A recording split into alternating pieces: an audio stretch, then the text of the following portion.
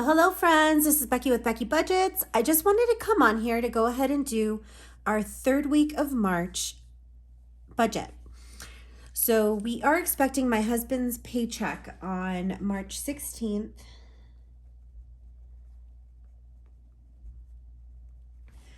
It's on March 16th, and he is the only one that gets paid this week. So I'm going to go ahead and put paycheck on here. And then I'll put a spot for savings, even though we're not expecting anything from savings. Given the minimum that he got paid last week, which was $738, that was a week with 40 hours. So I'm going to go ahead and just move up the estimation to 700. And then nothing for savings. The bills that are due this week, first one is Cricket, which I pulled from last week. That's due on the 11th. Then we have Apple Care. Now that the phone is paid off, in order to have coverage on there, we have to pay Apple Care. Then we have Nationwide, which is our dog's health insurance, and that's due on the 21st. And then the Apple subscription that we have, and that's also on the 21st.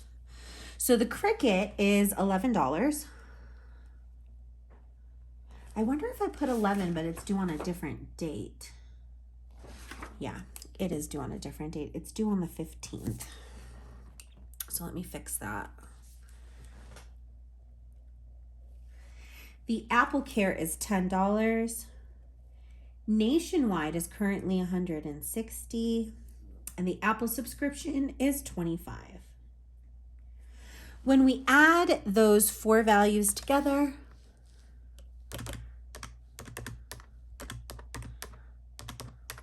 that gives us a total of $206. 700 minus the 206 gives us $494. What I'm wanting to do this week is definitely pay our sinking funds. So that's $130 minus $26.50 twice. So that's going to be $53, which means that we have $311 to go ahead and fill in our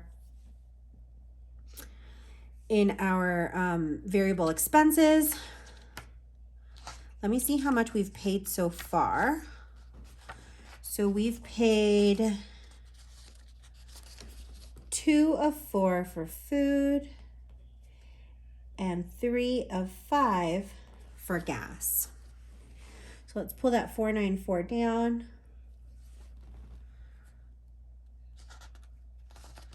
So that got 51, so it got 150 so far.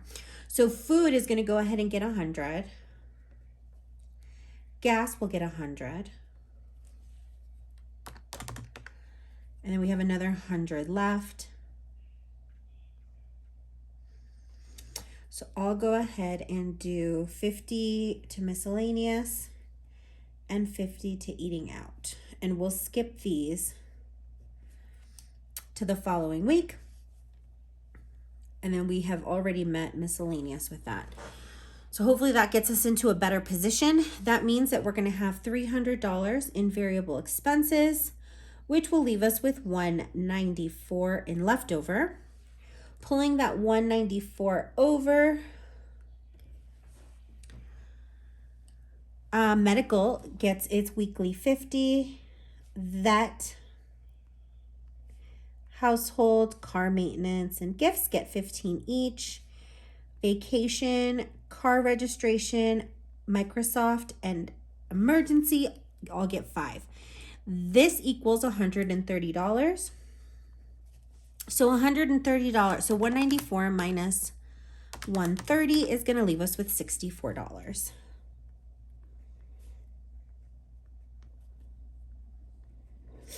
I think it's going to be a low month for the snowball this month. I'm going to go ahead and put the 52-week number 2.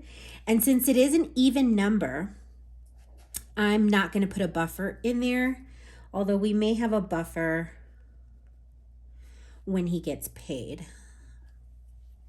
But I won't be filling anything out right now because this is an even number, because we're going to need $53, which means if we take $53 away from 64, that's going to give us $11 to put towards our snowball. Let's see. And that gets us to our zero-based budget. As always, I do like to check my math. So we have an income of $700 minus $206 for bills, minus $300 for our variable expenses, the $130 for our sinking funds, the $11 for the snowball, and the $53 for our 52-week challenge so that we stay on track. And yes, my friends, that gets us to a zero-based budget. Awesome. Now I feel comfortable going into a new week.